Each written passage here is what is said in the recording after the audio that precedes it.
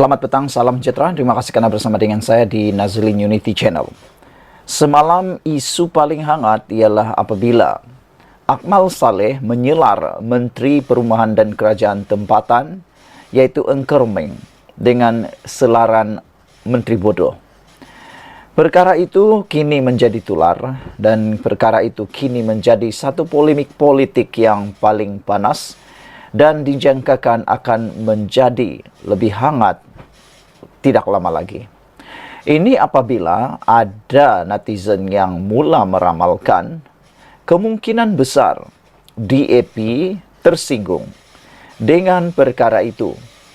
Dan apa yang menarik perhatian kita ialah Akmal Saleh merupakan Ketua Pemuda UMNO dan UMNO adalah sebahagian parti yang terdapat dalam Kerajaan Perpaduan dan Kerajaan Madani ini dipimpin oleh Anwar Ibrahim. DAP juga ialah ahli dalam Kerajaan Perpaduan ini. Untuk makluman Anda semua, DAP ialah parti yang memiliki kerusi yang cukup besar di dalam Kerajaan Perpaduan pimpinan Anwar Ibrahim. Ada netizen kata, silap-silap hari bulan Anwar Ibrahim sudah berada di dalam keadaan yang disebut di luah mati ibu, ditelan mati ayah. Nak backup mana satu? Nak backup UMNO, mati ibu. Di backup DAP, mati ayah. Perkara itu mungkin sekarang ini sedang ligat bermain di fikiran penganalisis politik dan juga tidak silap kalau kita kata sedang mengganggu pemikiran Perdana Menteri kita, mengganggu apa yang mengganggu sekarang ini mungkin mengganggu juga apa yang difikir oleh Anwar Ibrahim tentang kerajaan ini. Ada yang mula menjangka mungkin silap-silap hari bulan UMNO akan meninggalkan kerajaan atau UMNO disuruh buat keputusan. Atau silap-silap hari bulan DAP akan tinggalkan kerajaan. Itu yang dikata tadi. Nak luah mati ibu, nak telan mati ayah. Namun demikian, apa yang menggemparkan dan mengejutkan semua pemerhati politik di Malaysia ialah apabila Anwar Ibrahim ditanya atau disoal tentang kenyataan Akmal menggelar Menteri Bodoh. Untuk makluman Anda semua yang memilih Engker Meng sebagai Menteri Kerajaan Perumahan dan Kerajaan Tempatan ialah Anwar Ibrahim. Beliaulah yang memilih berdasarkan kemampuan dan juga berdasarkan realiti bahawa Engker Meng adalah menteri yang terbaik. Semalam seorang adun telah menyenaraikan pencapaian luar biasa yang telah dicapai oleh Engker Meng.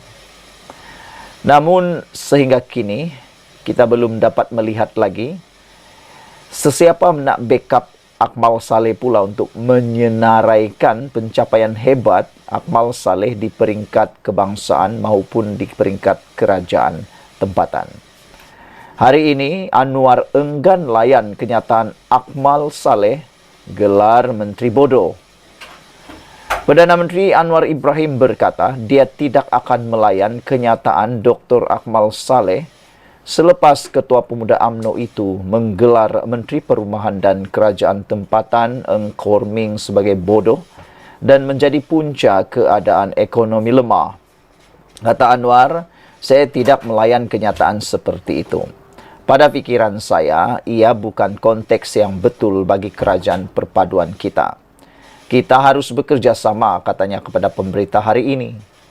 Anwar berkata demikian selepas melancarkan konvensyen antarabangsa Dr. Ambedkar dan sambutan ulang tahun kelahiran Dr. Ambedkar ke-133 yang diadakan di Pusat Konvensyen Ideal IDCC di Shah Alam, Selangor hari ini.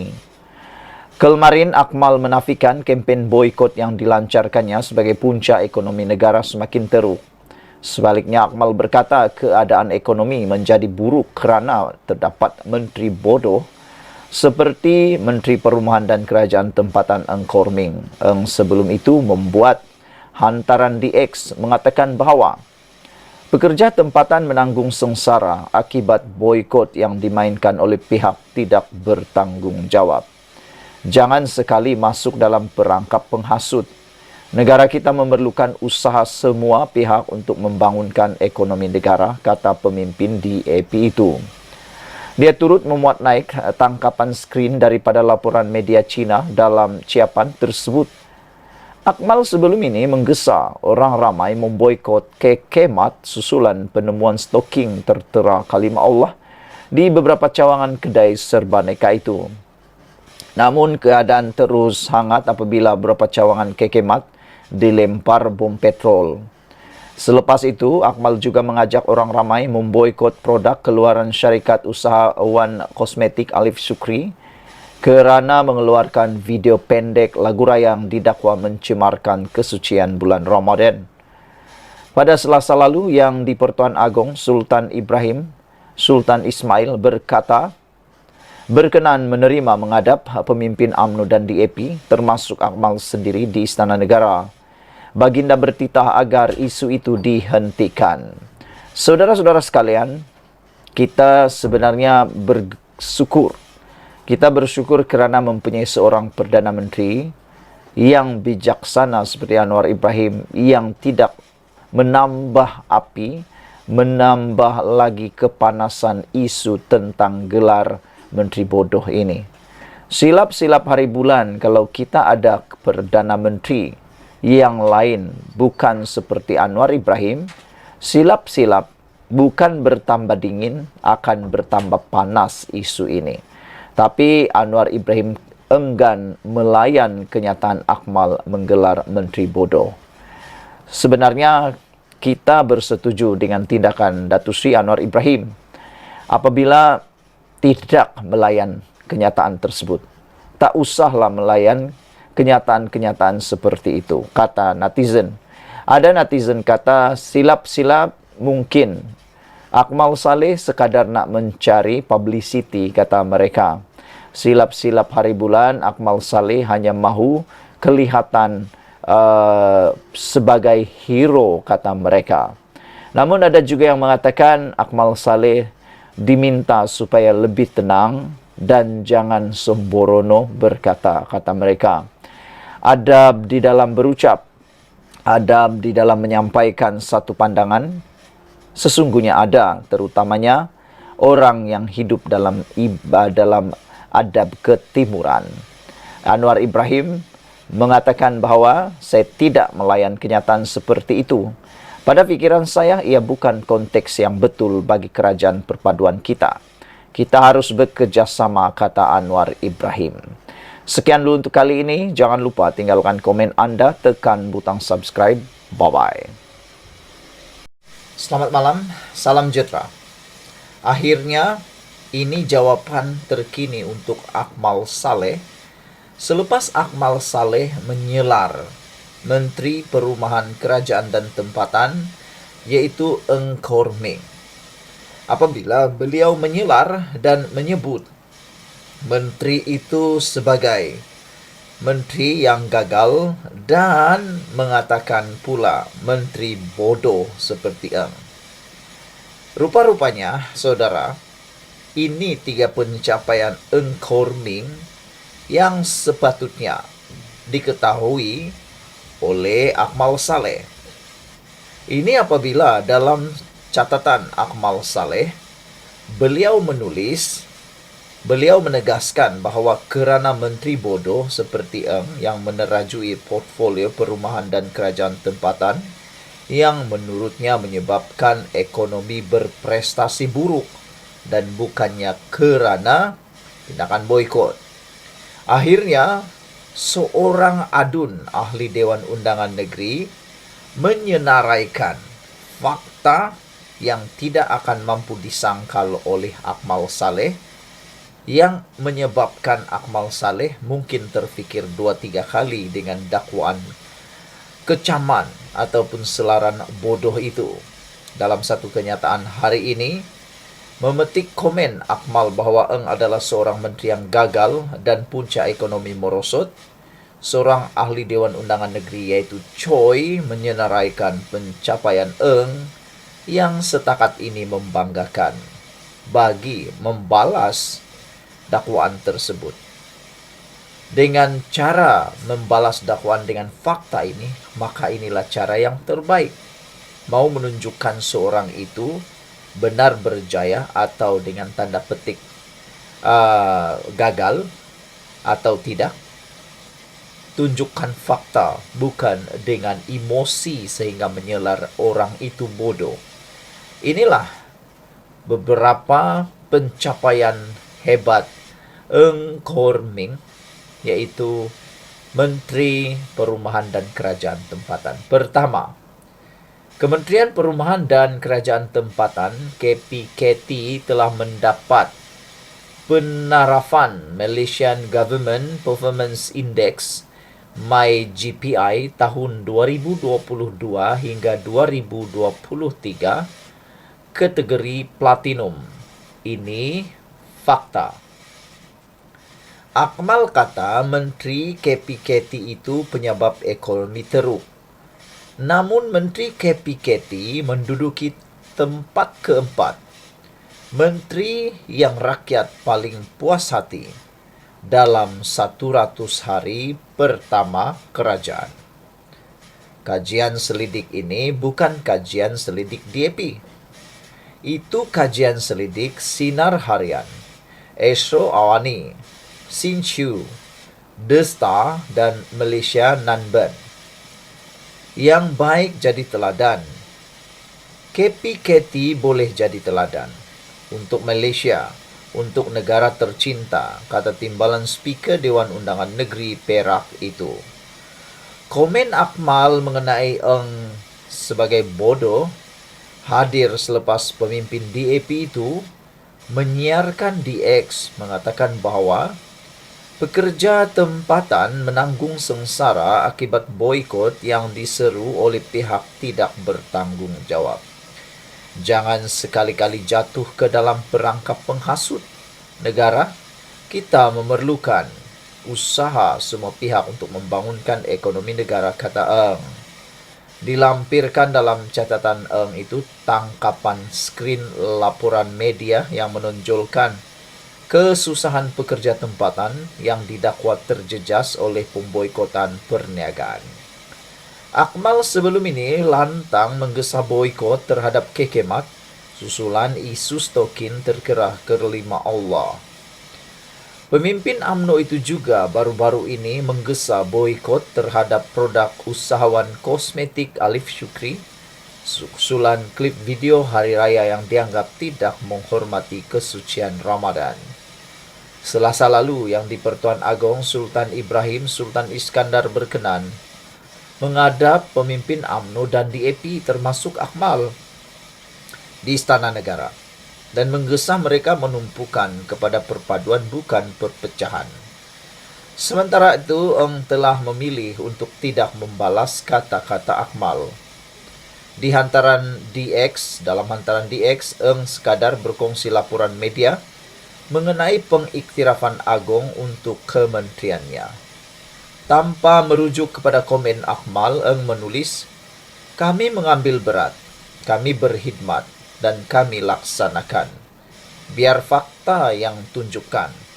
Kami akan memberi tumpuan untuk meneruskan prestasi dan menjadikan Malaysia sebuah negara yang dihormati di mata dunia. Inilah yang kita mahukan. Bukannya berbalas-balas tembak-menembak dengan kata-kata dusta, nista, memalukan, mengaibkan, bahkan tiada adab langsung, tetapi menulis dengan membalas fakta, dengan fakta, dan memberikan jawaban dalam bentuk pekerjaan yang hebat." Dalam laporan hari ini bertajuk Adun DAP berkata, "Kami tak akan panggil Akmal bodoh, tapi bahas dengan prestasi," kata beliau. Seorang Adun DAP berkata, pemimpin parti itu tidak akan melabel Dr. Muhammad Akmal Saleh sebagai bodoh. Meskipun label itu dilemparkan Ketua Pemuda UMNO itu terhadap naib Presiden Parti DAP, Eng Korming. Sebaliknya, kata Adun Channing, Jenny Choi Si Jen, pemimpin DAP akan bahas dengan prestasi, sangkal dengan fakta. Ini selepas Akmal menafikan kempen boikot yang diperjuangkannya menjejaskan ekonomi. Sebaliknya, Akmal sebelum ini menegaskan bahwa kerana menteri bodoh seperti Eng yang menerajui portfolio perumahan dan kerajaan tempatan yang menurutnya menyebabkan ekonomi berprestasi buruk. Yang baik jadikan teladan, yang jahat jadikan sempadan. Akmal adalah seorang yang patut dilakar sempadan, kata beliau. Perbezaan pendapat dalam politik itu amat biasa. Segala ketidakserasian pendapat boleh dibahas dengan fakta. Namun jika fakta itu tidak mampu disangkal, maka dia gunalah serangan tanpa asas. Itu taktik Akmal, kata Choi dalam kenyataan hari ini. Memetik komen Akmal bahawa Eng adalah seorang menteri yang gagal dan punca ekonomi merosot, Choi telah menyenaraikan pencapaian Eng setakat ini. Sekian dulu untuk kali ini. Jangan lupa tinggalkan komen Anda, tekan butang subscribe. Bye-bye. Salam sejahtera, terima kasih karena bersama dengan saya di Nazilin Unity Channel. Isu yang hangat pada malam ini ialah berkaitan dengan Perikatan Nasional. Ada dua soalan timbul. Pertama, sejauh mana kebenaran dakwaan Perikatan Nasional sebelum ini yang mengatakan kononnya ada satu perjanjian yang telah mereka terima. Dokumen perjanjian yang kononnya mereka terima daripada wakil Perdana Menteri yang tidak disebut pun namanya. Sehingga menimbulkan tanda tanya besar. Benarkah perkara itu ataupun Perikatan Nasional sengaja membuat cerita bohong? Dan itu semua kata mereka ada wakil rahsia daripada Perdana Menteri. Sehingga Fadila Yusof yang menjadi perantara dalam perjanjian ataupun perbincangan peruntukan ini telah pun menghubungi Perdana Menteri sendiri untuk pengesahan. Tetapi Perdana Menteri kata, memang tiada wakil Perdana Menteri yang mengemukakan perjanjian tersebut. Tapi para pemimpin Perikatan Nasional tetap juga kata ada dan ada. Tetapi akhirnya secara tidak langsung dan sengajanya terjawab sudah persoalan itu malam ini. Yang terkantoi siapa? Bohong siapa? Soalan pertama. Dan soalan kedua pula ialah, adakah selepas dengan laporan media ini, secara otomatiknya berlaku gencatan politik antara Perikatan Nasional dan juga Kerajaan Perpaduan? Dan adakah dengan ini, kerajaan kita ataupun negara kita akan mencapai satu titik gemilang damai yang kita tunggu-tunggu? Hari ini dilaporkan akhirnya Perikatan Nasional akur bertemu Timbalan Perdana Menteri bincang peruntukan pembangkang. Akhirnya mereka sendiri akur. Selepas lebih setahun, Perikatan Nasional PN enggan berbincang dengan kerajaan mengenai peruntukan kepada pembangkang. Datuk Seri Hamzah Zainuddin akhirnya dilaporkan telah pun bertemu dengan Timbalan Perdana Menteri memohon untuk peruntukan wakil rakyat blok pembangkang itu. Selaku Ketua Pembangkang, Hamzah dilaporkan hadir dengan Datuk Seri Taqiyuddin Hassan dan Datuk Seri Dr. Ronald Kiandi untuk membincangkan isu peruntukan terbabit. Perkara tersebut disahkan sendiri oleh Timbalan Perdana Menteri Datuk Seri Fadila Yusof yang memberitahu pemimpin PN sudah berjumpa dengannya di Parlimen pada 19 Mac lalu. Susulan itu katanya Kerajaan Perpaduan akan mengadakan mesyuarat Peringkat Majelis Pimpinan Tertinggi Sekretariat Kerajaan Perpaduan pada Rabu ini bagi membincangkan isu pengagihan peruntukan kepada ahli Parlimen Pembangkang.